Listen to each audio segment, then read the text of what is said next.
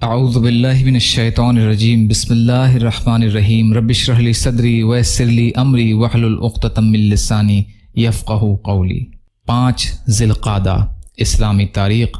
عرفات مکہ معظمہ سے مشرق کی سمت میں طائف جانے والی سڑک پر تقریباً 16 کلومیٹر کی دوری پر میدان عرفات واقع ہے۔ جنت سے نکلنے کے بعد اسی جگہ پر آدم اور حوا نے ملاقات کے بعد ایک دوسرے کو پہچانا، اسی لیے اس کو عرفات کہتے ہیں۔ میدان عرفات ہی میں حضرت جبریل علیہ السلام نے حضرت ابراہیم علیہ السلام کو حج کے ارکان سکھائے۔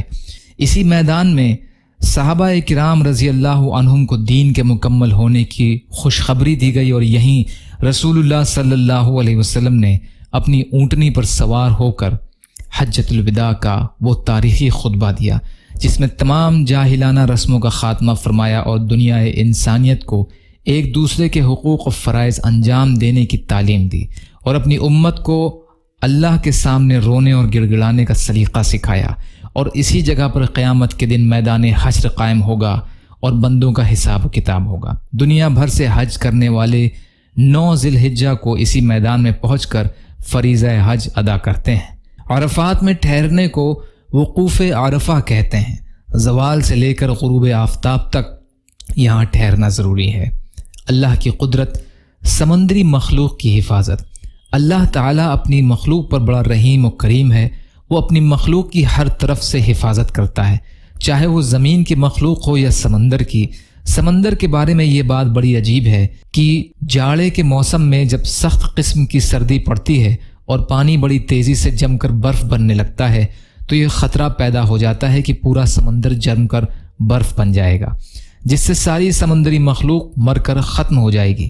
لیکن یہاں اللہ تعالیٰ اپنی قدرت دکھاتا ہے اور سمندر کے اوپر برف کی ایک موٹی تہ جما دیتا ہے جو پانی کے اوپر تیرتی رہتی ہے، جس سے نیچے کا پانی جمنے سے بچ جاتا ہے اور پوری مخلوق یہاں سکون سے زندہ رہتی ہے۔ یہ اللہ تعالیٰ کی قدرت ہے جو ہر طرح سے اپنی مخلوق کی حفاظت کرتا ہے۔ ایک فرض کے بارے میں سعی کو طواف کے بعد کرنا۔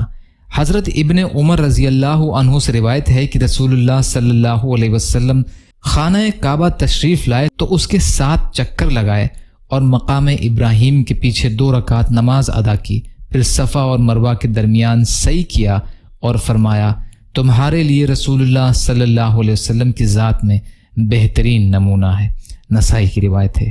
فائدہ: حج اور عمرہ میں سعی کو طواف کے بعد کرنا ضروری ہے۔ ایک سنت کے بارے میں سواری پر سوار ہونے کے بعد کی دعا۔ رسول اللہ صلی اللہ علیہ وسلم جب سفر کے ارادے سے نکلتے اور سواری پر بیٹھ جاتے تو 3 مرتبہ تکبیر اللہ اکبر فرماتے اور یہ دعا پڑھتے، سبحان الذی سخر لنا ھذا وما كنا له مقرنین وانا الی ربنا لمنقلبون۔ ترمذی کی روایت ہے۔ ابن عمر رضی اللہ عنہ راوی ہیں۔ ایک اہم عمل کی فضیلت اللہ کے راستے میں 1000 آیت کی تلاوت۔ رسول اللہ صلی اللہ علیہ وسلم نے فرمایا، جس نے قرآن کی 1000 آیت اللہ کے راستے میں پڑھی، اللہ تعالیٰ اس کا نام نبیوں، صدیقین، شہداء اور صالحین کے ساتھ لکھ دیتے ہیں۔ یہ مستدرک کی روایت ہے۔ معاذ الجہنی رضی اللہ عنہ راوی ہیں۔ ایک گناہ کے بارے میں شرک خفی کیا ہے؟ رسول اللہ صلی اللہ علیہ وسلم نے فرمایا، کیا میں تم کو دجال سے بھی زیادہ خطرناک چیز نہ بتاؤں؟ صحابہ رضی اللہ عنہم نے عرض کیا، ضرور بتلائیے کہ وہ کیا چیز ہے؟ رسول اللہ صلی اللہ علیہ وسلم نے فرمایا، شرک خفی ہے کہ آدمی نماز پڑھنے کے لیے کھڑا ہو، پھر اپنی نماز اس لیے لمبی کرے کہ کوئی آدمی اس کو نماز پڑھتا دیکھ رہا ہے۔ یہ ابن ماجہ کی روایت ہے۔ ابو سعید خدری رضی اللہ عنہ راوی ہیں۔ دنیا کے بارے میں 2 بری چیزیں۔ رسول اللہ صلی اللہ علیہ وسلم نے فرمایا، بوڑھے آدمی کا دل 2 چیزوں کے بارے میں ہمیشہ جوان رہتا ہے، ایک دنیا کی محبت اور دوسری لمبی لمبی امیدیں۔